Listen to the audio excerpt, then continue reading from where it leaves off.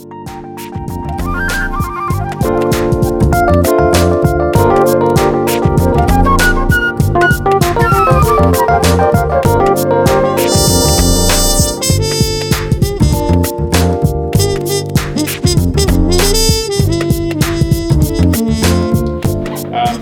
I want to talk about the Bing glider. I think we've had this board in the lineup for a couple years now. The history on this board is that I made a couple gliders, I'd say like 20 years ago before they were really kind of popular, and I wrote a couple different versions of them I had made and some other brand gliders because I was really curious about them at the time.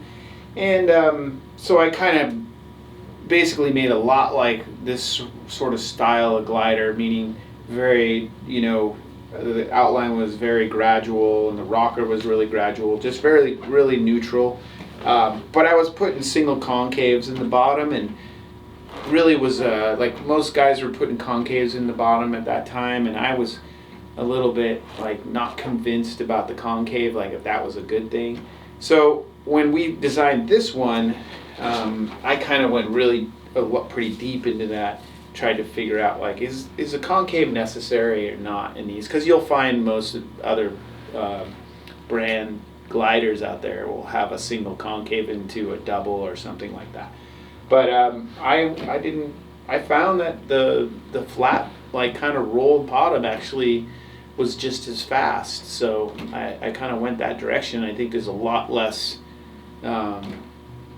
there's a lot less issues going on with the water when the bottom is very basic and neutral, especially on a board this big. You just want everything to feel very neutral and smooth. So I'd say the main attributes of this board is a very gradual outline, just from nose to tail. Like the curve is just always it just always has a constant curve, and that to me aesthetically is appealing, and functionally it's just feels neutral.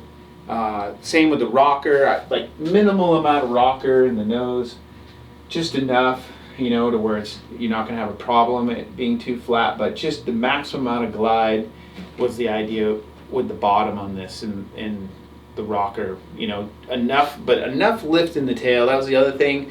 I felt like if you don't get enough rocker in the tail, like it just wants to track and not come around. But this one, I felt like I got the perfect amount of tail rocker. I feel like almost the most important thing on these things is how much tail rocker you got, outside of all the other elements. The bottom is very, it's kind of a displacement style entry, so very rolled all the way from the nose, from out to the rail to the middle. I'd say in the middle it's got still quite a bit of roll, but it's got kind of a flat zone in here for speed and just efficiency with planing. But the water is just constantly, it's displacing the water, so it's constantly just like shedding off and just smoothing out the ride, so it's just really neutral. Once you get back a bit, it's still pretty roll, and then it goes into a pretty heavy V with a slight double, just enough double to get you out of like a sticky situation where you just needed to punch, and it will just like carry the speed through and get you around that steep section. And the V, just a lot of board. This is a 10-6. The V just kind of helps it carry on that plane, just be able to lean over and hold on that rail as it comes around, and then you can kind of come almost all the way back into the whitewash. The wave type this board works on, obviously, the gliders, everybody thinks about, it working when it's like 6 inches, 1 foot, but which this one works amazing at that size. But I think this is a unique kind of glider where you can surf it when it's like shoulder high, head high even. I feel like it performs pretty well. I think it starts, that V starts turning on, and at high speeds, and you can control the speed and get it on rail and have it come around and do roundhouses and stuff and hit off the whitewash, and I think it's definitely, you could definitely ride a good sized wave on it.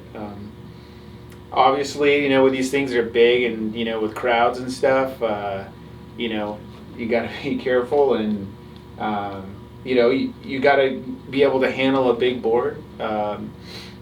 I think it's once you get a feel for it and you got to, you're confident on it, you can surf it like pretty kind of in a performance way. So I think skill level, I think it's relative. I think you definitely have to have some skills. It'll catch a wave super easy, but you want to be able to control it, and getting that sweet spot, and knowing where to stand, and being able to move up and down on the board a little bit, not obviously going all the way to the nose, but like trimming in the middle and going back and stepping back and doing a nice turn to burn some speed because this thing is just going to want to go, and you got to get back there and slow it down, and so that kind of segues into the fin. Generally, you can ride a pretty small fin in this thing, a lot smaller than you would think. In a 10.6, you could ride as small as a 7.5, like a Greeno 4A style fin. Maybe 8.5, on the big side. I wouldn't really, you can go 9-inch, and it's like everybody's a little different. Some people, if they're really, pushing hard off their fin, then you probably want to go bigger. If you're really depending on the outline to drive off of, you can get away with that 7.5-inch fin, and it's faster, and it's looser. I was riding 7.5 fins on a 10.6, and it was fine. So that's surprising, actually, how small of a fin you can ride in these. There's just so much rail line. So, and thicknesses in the rail, I feel like it's a fairly full rail. The idea is for it to I wanted to sit up on the water a little bit, not too low, and just so when you're that low end, that when it's micro and gutless, this thing is just going to keep moving, and that's kind of where I feel like this board makes up in the glide for not having as a straight outline in the middle. Like a lot of the gliders are really straight in the middle, and that really does help trim. When you're standing up there, you're just flying. But I feel like the way I've configured the rocker and the rail is high, meaning that there's roll in the rail, so it sits a little higher, but it's all just very blended, and the rail's a little full. That just really helps move keep the board gliding at a good pace. So yeah, that's our glider.